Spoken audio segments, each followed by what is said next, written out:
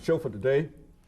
We're talking to Pastor Kevin Walker, the president of New Beginnings organization.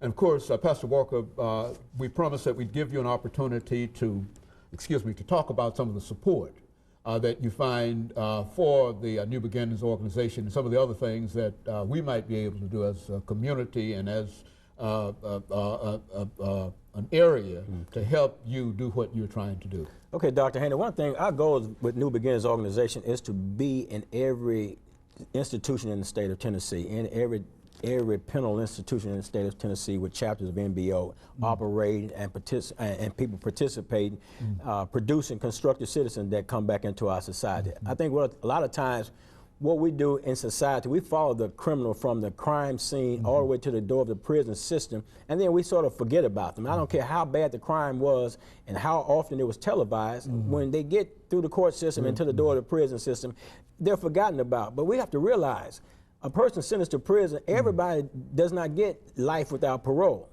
And some of them that has gotten life without parole have had that overturned and are out of the prison system. My point is that criminals do return back into society. Those that have been convicted of crimes do return back into society. My thing is, how do you want them to return? So if you want them to return as the same person they were when they went in, or even worse off than they were when they went in, or do you want a person that has been changed, that has actually changed themselves, have gone through some processes, have really come to grips with themselves and know who they are, and now they're coming back into society to contribute to society. Because, you know, the ex-convict could very well be your next door neighbor. Now, how do you want your next door neighbor to be, knowing that you just come out of the prison system? We're looking for people that want to involve themselves with the New Beginnings organization. If you want a solution to the problem of crime, the problem of reincarceration, if you're looking for a solution to help steer youth away from the negative influences in society, then you need to be involved with New Beginnings organization, because we're designed to do just that. We're designed to not only offer prevention programs to our youth and young adults that are traveling that pathway at risk, if I might say, but we also are set up to offer programs within the institution once a person has become incarcerated, so that that person will not return back into society and do the same things. And we're also developing programs that will help the individual once they enter back into society, help them to make that very serious transition that they need help in making, because they need to be helped. You know, we just can't expect a person to go in, warehouse them and let them do time and then send them back out with nothing inside of them that's going to help them function in society.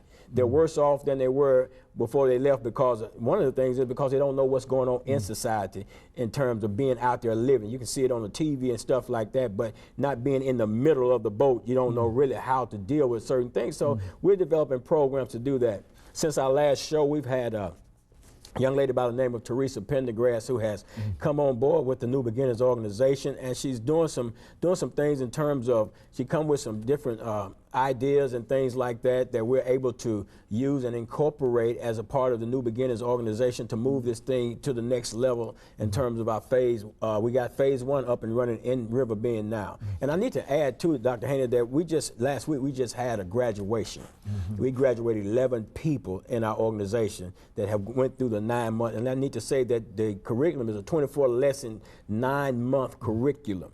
And that's what we do. We give birth at 9 months to a new individual. And now we're working on programming called maintenance and maintenance and motivation type program that they'll go into a phase 2, and then a phase 3 when they're coming out of the system. So we're constantly developing, and we need folks that will sow their time, their resources. The New Beginnings organization right now, we're not having any funding right now. The funding that we're having right now is based upon the inmates funding certain things, sending money into the account and stuff like that, and a few dollars that I put in myself. But other than that, we don't have any funding. We're seeking people that know where the money is, that know where the grants are, can point us in the direction that can actually get in here, write some grants for NBO, help us get on our feet. Somebody that may have an office space, want to donate an office space. We need computers. We need all kinds of stuff so that we can set up computer labs and things like that. We need all types of human resources, financial resources, material resources, so that we can make New Beginnings a reality. Because you got to think of it.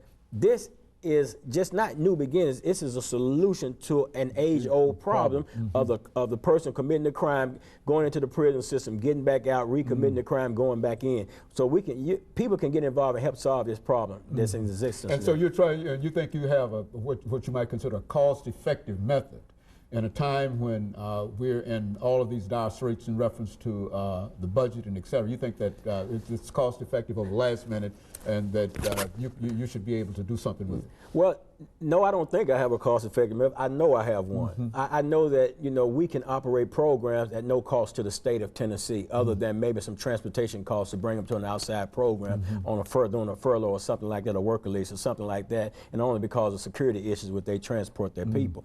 But it's definitely cost effective. It'd be at a cost, at no cost to the taxpayer. You can take that money and funnel that money that you're spending on corrections into education. Very good. And of course, Pastor Walker, let me thank you over the last 25 seconds that we have here for bringing us that excellent information. Each time that you come, you talk about some issues that many of us never or rarely reflect on.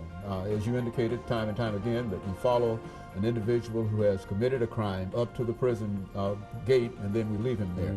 And let us thank you for bringing us that information. And let me encourage our audience to tune in again next week for another informative edition of Comments. Thank you and good morning.